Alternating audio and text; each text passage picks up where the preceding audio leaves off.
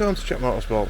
Right, I'm back. It's been a long delay, but the other week I sold my beloved Passat. I'll take a picture in here. It wasn't worth too much money, so the money I've got, decided to spin around there. You can see my old EP1 Civic. So we're going to get the Civic back on the road. It's got a lot to do. The MOT fail sheet was horrendous.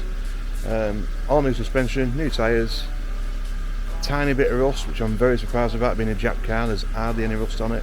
Just one little spot on the near side, near the B pillar. So my brother's going to weld that up for me.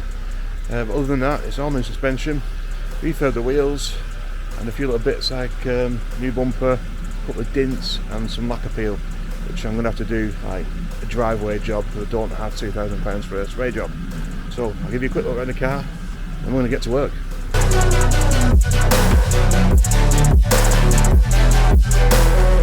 I've seen a lot of people who don't know what work is. I've seen a lot of people who don't know what thirst is. I've had a taste of evil and tried to cure the sickness,